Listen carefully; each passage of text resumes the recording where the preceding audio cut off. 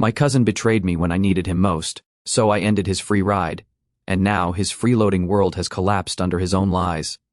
I'm a 28-year-old guy living in a pretty decent one-bedroom apartment in the city.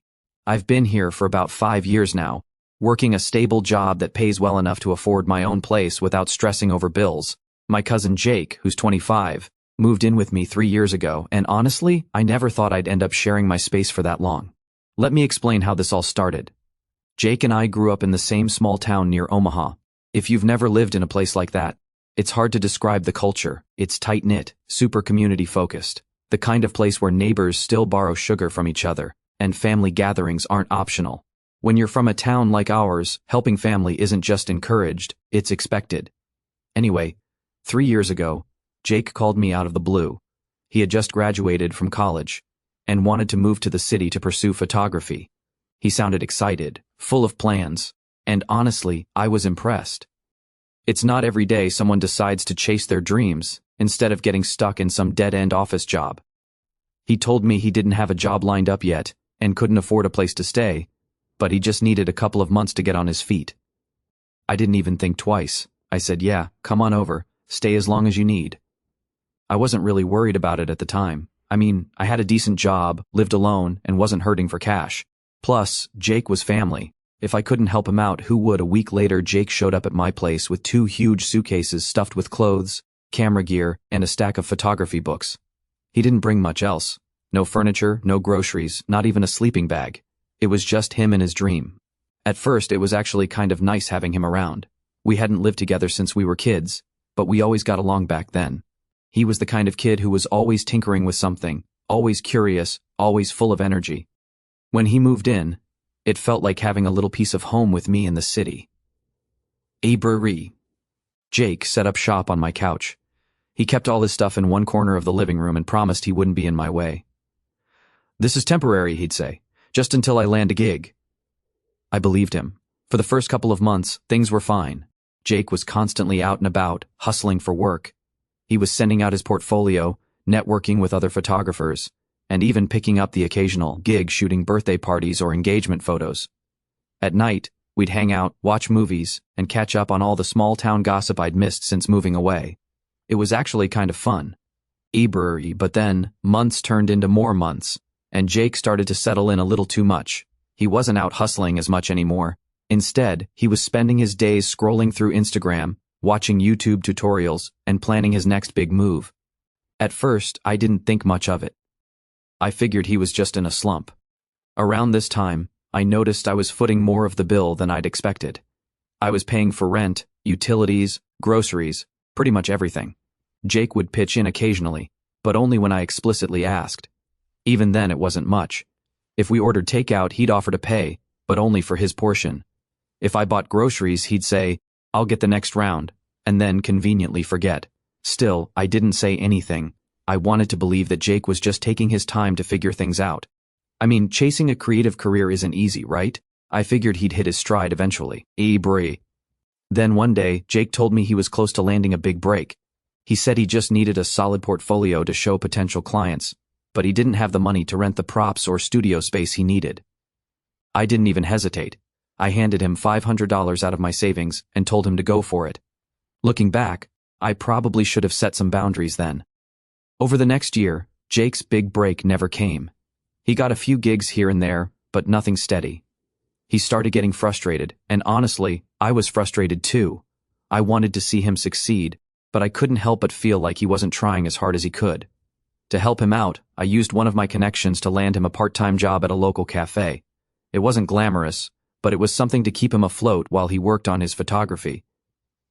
He lasted 2 weeks before he quit, saying, "I can't pour coffee for the rest of my life, man. I've got bigger things ahead." I was torn. On one hand, I admired his commitment to his dreams. On the other hand, I couldn't understand why he wasn't willing to put in the work to support himself in the meantime. But again, I let it slide. Here's the thing. I didn't just support Jake financially. I went out of my way to help him in every possible way. When he needed new editing software, I bought it for him. When he wanted to set up a YouTube channel, I helped him write captions and video descriptions. I spent hours brainstorming ideas with him, trying to figure out how to market his work. And through it all, I didn't expect anything in return. A simple thank you was enough for me. But as time went on, I started to notice something. Jake wasn't just leaning on me for support, he was taking me for granted. Anytime I asked for a favor, he acted like it was a chore. If I needed help carrying groceries or moving furniture, he'd groan and complain. At one point, I realized he'd taken over my bedroom. I was spending most of my time at my girlfriend Liza's place, so I wasn't using it much. But still, it was my room. When I asked him about it, he just shrugged and said, "Well, you're never here anyway." I didn't argue. I didn't want to rock the boat. But deep down, I knew something had to change. I didn't wake up one day and suddenly decide Jake was freeloading. It was more like a slow realization. At first, I brushed off the small annoyances. After all, family is family, right? But the thing about small cracks is that they spread. And before you know it, the whole foundation is shaky. It started with Jake's attitude. When he first moved in, he'd constantly talk about how grateful he was and how he'd repay me once he got on his feet. But as time went on, those thank yous turned into jokes. Sarcastic ones. Anytime I asked him for something, he'd roll his eyes or make a snarky comment like, "Wow, you actually need me for something?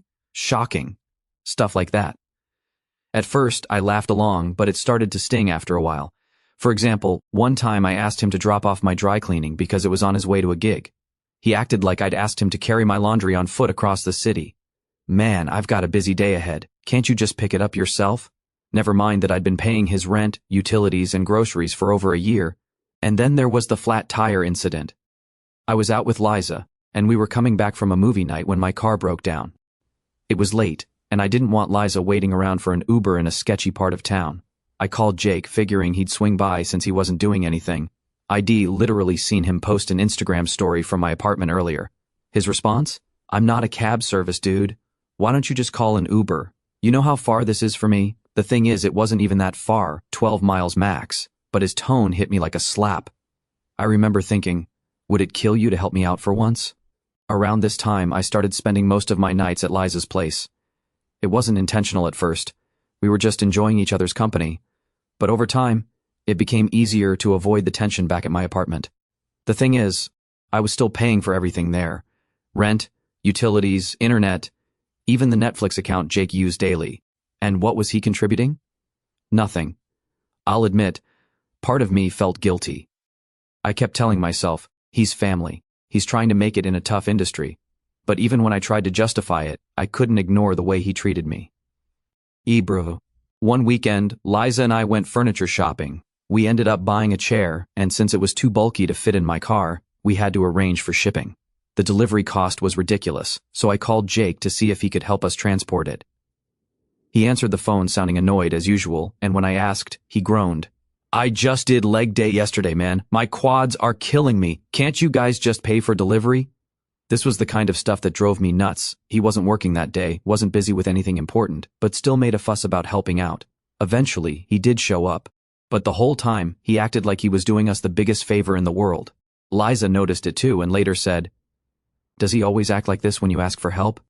I didn't know how to answer because, honestly, I had let it slide so many times that it felt normal. The breaking point came when I got sick. I don't mean a mild cold. I mean full-blown flu, fever, chills, the works. I was miserable and running out of supplies. Liza was working late, so I called Jake and asked him to grab me some soup and meds. I knew he was home because, once again, I'd seen him live on Instagram not 10 minutes earlier. He picked up the phone and sighed, like I'd just asked him to solve world hunger. "Dude, I'm kind of busy right now. Can't you just wait until Liza gets off work?" I couldn't believe what I was hearing. I said, "I'm sick, Jake. I just need you to pick up a few things and drop them off. It's not a big deal." And do you know what he said? "I'm not your nurse, man. Handle your own stuff." I was furious. I couldn't even argue because I felt so weak, so I just hung up. I ended up dragging myself to the store to get what I needed. When Liza came home and I told her what happened, she was livid. "You're still paying for that apartment, right? And he can't even do this one thing for you?" She wasn't wrong. The worst part wasn't even Jake's lack of effort, it was his lack of respect. By this point, it was clear that he didn't see me as someone who was helping him.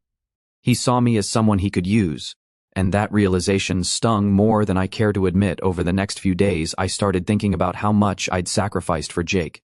I'd put my own comfort, finances, and peace of mind on the line for him. And for what? A sarcastic roommate who couldn't be bothered to lift a finger when I needed him. Liza suggested I move in with her and let Jake take over the lease. It sounded like a clean solution, but I wasn't ready for that step. Our relationship was still new, and I didn't want to rush things. Plus, deep down, I didn't trust Jake to handle the rent on his own. Instead, I decided it was time to confront him. I told Jake how I felt, that I was hurt by the way he treated me, and that I didn't feel appreciated. His response? Defensive as hell. He started listing all the favors he'd done for me over the years, like that one time he helped me carry groceries, or dropped off a pen drive at my office. You act like I've done nothing for you, he said, but I'm not your butler, man. I couldn't believe it. I reminded him of everything I'd done for him, taking him in, paying his bills, helping him build his portfolio, and covering for him when he didn't have enough money to get by. He shrugged it off and said, "You offered, remember? Don't act like I begged you." That was it, I was done. I didn't know exactly how I was going to handle it, but I knew one thing for sure: Jake couldn't keep living rent-free in my apartment. It was time for a change. After my conversation with Jake, I realized something important. No matter how much you care about someone, there comes a point where you have to put yourself first. It wasn't just about money or convenience anymore. It was about self-respect. For 3 years, I'd been bending over backward to make Jake's life easier, and he couldn't even be bothered to show basic appreciation. But even though I'd made up my mind to change things, I hesitated. The idea of confronting Jake again filled me with dread. Part of me still felt responsible for him, even though I knew I shouldn't. I couldn't shake the thought, what if I cut him off and he really can't make it on his own? I sat down with Liza that night to talk it through. She listened patiently and then said something that stuck with me. "You've given Jake more than enough time and support. If he's not ready to stand on his own now, that's on him, not you." She was right. I'd been making excuses for Jake for years, and all it had done was enable him. It was time to stop. The next day, I started packing up my things at the apartment. Most of my essentials were already at Liza's place, but I still had clothes, books, and some sentimental stuff at my old apartment. When I showed up, Jake was sprawled on the couch, scrolling through his phone. He didn't even look up when I walked in. "Hey," I said, trying to sound casual. "I'm going to grab some of my stuff today." Shake just shrugged. "Cool, do whatever." I could feel my frustration bubbling up, but I kept it together. I started packing quietly, hoping to avoid a scene, but as I was boxing up my books, I noticed something. Jake had started using my bedroom as his personal studio. My desk was covered in photography gear, my chair had been replaced with a folding stool, and there were backdrops hanging from the walls.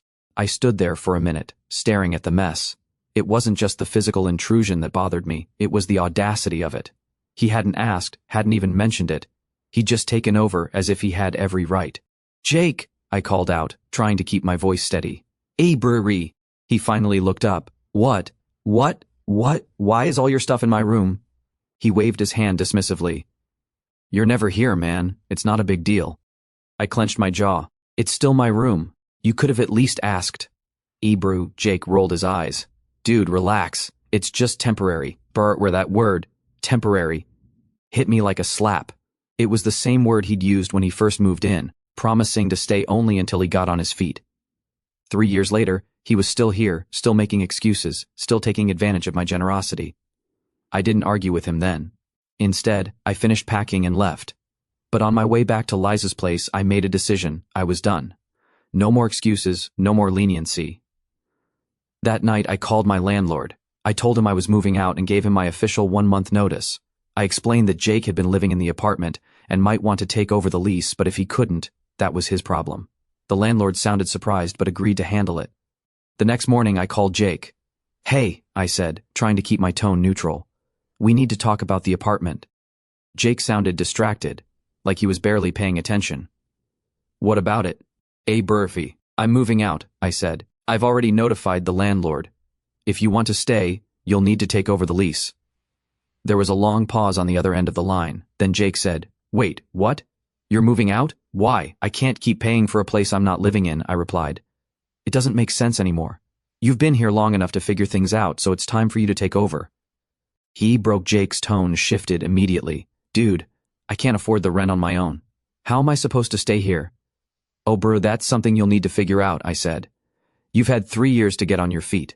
I've done more than enough to help you." Debra Jake didn't take it well. He started listing all the reasons why he couldn't afford the apartment. His gigs weren't steady, the rent was too high, he didn't have anyone else to rely on. He even tried to guilt-trip me, saying, "What if things don't work out with Liza? You're going to need this place to come back to." That last part really pissed me off. It wasn't just manipulative, it was selfish. Jake wasn't thinking about me or my needs, he was only thinking about himself and how my decision would affect him. "I'll take my chances," I said firmly. "I'm done paying for this place. If you can't afford it, you'll need to move out." He kept arguing, but I didn't budge. Eventually, he hung up on me. Over the next few days, I started clearing out the rest of my stuff. Each time I went back to the apartment, Jake tried a different tactic to change my mind. One day, he acted apologetic, saying, "Bro, I didn't realize how much this was bothering you. I'm sorry, okay? Let's just go back to how things were." Another day, he tried to guilt-trip me again, saying, "I looked up to you, man. I thought you were someone I could count on. But I didn't fall for it. I knew if I gave in, nothing would change." The final straw came when I called a moving company to pick up my furniture. Jake watched as the movers carried out my couch, my desk, my bed, everything I'd left behind. He looked like he wanted to say something, but he didn't. As I loaded the last box into my car, Jake spoke up. "So, this is it?" "Yeah," I said, "this is it." Sully, he nodded slowly, then muttered, "I guess I'll figure it out." Bro, from. I didn't respond. I just got in my car and drove away. Bro. Oh. A few weeks after I officially moved out, the calls from Jake started coming in. At first, he was trying to play it cool. "Hey, just checking in. How's everything at Liza's?" It was painfully transparent. He wasn't calling to chat. He wanted to talk about the apartment. I could sense the unease in his voice, but I wasn't about to bring it up for him. I let him circle around the topic like a nervous teenager. Finally, after some awkward small talk, he got to the point. "So the landlord's been, a little uptight lately," Jake said. "He keeps asking about the rent. I told him you're the one who always handled that." "Jake," I said, "I already told you when I moved out, I handed over everything to the landlord. He knows you're the tenant now. If there's an issue, you need to deal with it." Jake let out this long, dramatic sigh, like I'd just told him I was sending him to the gallows. "But I can't cover it, man. You know I don't have that kind of money." I agree. I didn't know whether to laugh or scream. "Jake, you've been living there for free for 3 years. I gave you every opportunity to get your stuff together. If you can't make it work, now, that's on you." Ebrew. A few days later, Jake showed up unannounced at Liza's place. I was sitting on the couch going over some work emails when the doorbell rang. Liza opened it, and there he was, looking like he hadn't slept in days. His hair was a mess, his shirt was wrinkled, and he had this desperate look in his eyes. "I need to talk to you," he said, barely glancing at Liza. Berkey, she stepped aside reluctantly, letting him in. Jake sat down on the edge of the couch, fidgeting with the hem of his shirt. "The landlord locked me out," he blurted. "He says I'm 2 months behind on rent, and he's threatening to sell my stuff if I don't pay up. I don't know what to do." I leaned back, crossing my arms. "What do you want me to do about it?"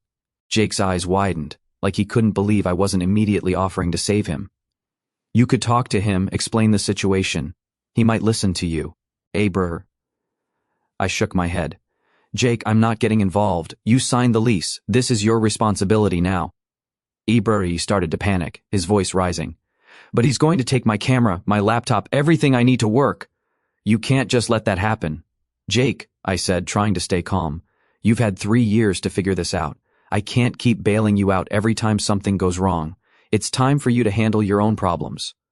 Over the next week, Jake's texts and calls became relentless. He went from apologizing to accusing to full-on begging. He sent long messages about how he'd always admired me and how he never meant to take advantage of me, but then in the same breath he'd say things like, "I can't believe you're turning your back on family." It was exhausting. Meanwhile, I got a call from the building manager at my old apartment. He told me Jake had been throwing loud parties after I moved out, complete with blaring music and trashed common areas. The neighbors had complained multiple times, and the manager had given Jake several warnings.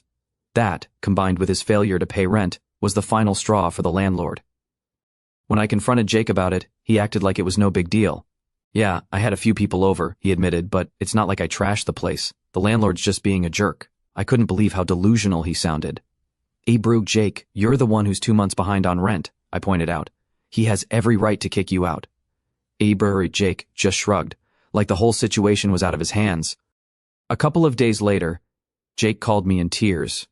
He said he'd been sleeping in the subway for the past 3 nights because he had nowhere else to go. I don't know how this happened, he kept saying. I feel like everything's falling apart. I tried to stay empathetic, but it was hard.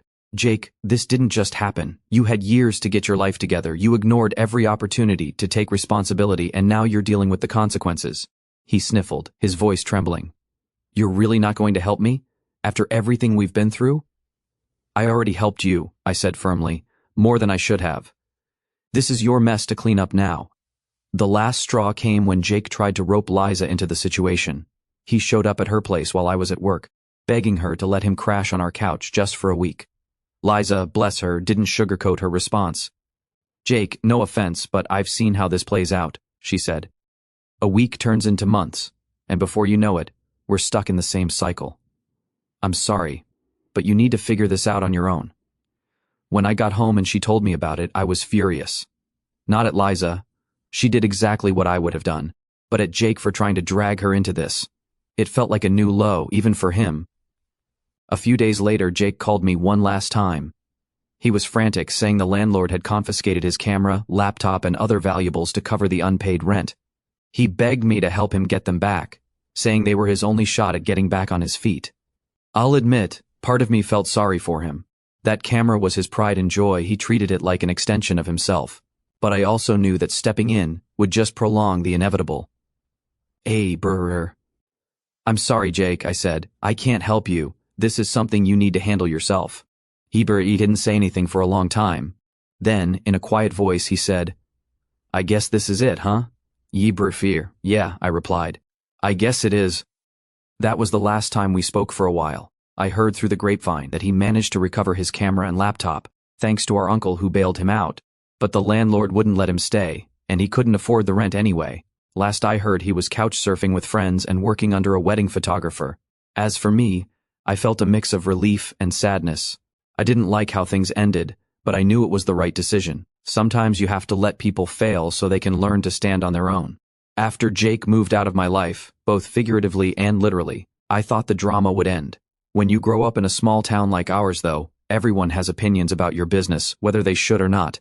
News of Jake's eviction and our fallout traveled fast, and before I knew it, I was getting phone calls from relatives asking what was going on. The first call came from my dad. He was calm about it, but I could tell he'd already heard Jake's side of the story. Your uncle called me, he started. He says Jake's out on the streets because you refused to help him. What's going on, son? I was annoyed but not surprised. Jake had always been good at playing the victim. I took a deep breath and explained everything. The rent, the freeloading, the parties, the landlord's warnings, the 3 years of ungrateful behavior. I didn't sugarcoat anything, but I didn't embellish either. By the end of the conversation, my dad let out a long sigh. Sounds like you did more than enough for him, he said. Your uncle's upset, but honestly, that's because Jake ran to him for help. Don't let them guilt you into anything. Not long after that, my uncle called me directly. Unlike my dad, he wasn't calm. The minute I picked up, he launched into a tirade about how I'd abandoned Jake when he needed me most. How could you just throw him out? He demanded. He's your cousin, for God's sake. Family is supposed to look out for each other. I let him rant for a bit before cutting him off. Uncle Kyle, I said, trying to stay calm. I didn't throw Jake out. He had 3 years to get his act together, and he didn't. I paid for everything. His rent, his food, his career, and all I got in return was disrespect. If you think he needs more help, then by all means help him yourself. There was a pause on the other end of the line. Well, he muttered, he's staying with me now, but you could have handled it better. I didn't have the energy to argue. Maybe, I said, but I'm done enabling him. Meanwhile, Jake continued to reach out, this time through mutual friends. He told them I'd abandoned him and left him to fend for himself in a city where he had no support. A few of them messaged me, asking if it was true. At first, I felt defensive. I wanted to explain my side of the story to everyone, but then I realized I didn't owe anyone an explanation.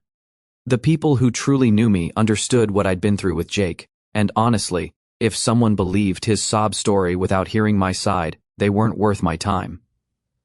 Jake's situation with Uncle Kyle didn't last long. Within a month, I heard through my dad that Jake had overstayed his welcome there too. Uncle Kyle had bailed him out by helping him retrieve his camera and laptop from the landlord, but Jake had no plans to pay him back. He also wasn't contributing to household expenses, which led to a blow-up between them. Apparently, Uncle Kyle told Jake he needed to start pulling his weight or find somewhere else to stay. Jake, being Jake, took this as a personal attack and decided to leave. He ended up couch surfing with a friend from college, bouncing from place to place while trying to pick up gigs as a wedding photographer. I'll admit, I felt a small pang of sympathy when I heard about it, but it was quickly overshadowed by frustration. Jake wasn't homeless because the world had conspired against him. He was homeless because he refused to take responsibility for his life. One day, out of nowhere, I got a message from Jake. It was short and to the point. "I'm sorry for how things turned out. I hope we can move past this someday. Hey bro." I stared at the screen for a long time before replying. My response was just as short, "I hope you figure things out." It wasn't the heartfelt reconciliation he might have been hoping for, but I wasn't ready to let him back into my life. Not yet, maybe not ever. At this point, my focus shifted back to my own life. Moving in with Liza had been a big step, and I wanted to make sure our relationship was solid. She'd been my rock throughout all the Jake drama, and I didn't want to take that for granted. We started talking more about our future, what we wanted, where we saw ourselves in a few years. It felt good to finally be in a partnership where both people contributed equally. Meanwhile, I took some time to reflect on the lessons I'd learned from my experience with Jake. The biggest one? Helping someone doesn't mean sacrificing yourself. It's one thing to lend a hand when someone's in need, but it's another to let them take advantage of your kindness. For 3 years, I let Jake walk all over me because I thought that's what family was supposed to do. But family isn't about enabling bad behavior. It's about mutual respect and support, something Jake had never given me. A few months later, I ran into one of our mutual friends at a coffee shop. She mentioned that Jake was finally starting to turn things around. He'd landed a semi-steady gig with a wedding photography company and was even thinking about renting a room with some CO workers. "He seems different now," she said. "More grounded. Maybe everything he went through was a wake-up call." I nodded, unsure how to feel. On one hand, I was glad he was making progress. On the other hand, I couldn't forget how much I'd gone through because of him. To this day, I'm not sure if Jake and I will ever fully reconcile. Part of me hopes we can rebuild our relationship someday, but it would take a lot for me to trust him again. In the meantime, I've learned to set boundaries, not just with Jake, but with everyone in my life. If there's one thing I've taken away from all this, it's that kindness isn't weakness. It's okay to help people, but it's also okay to say enough when they start taking advantage of you.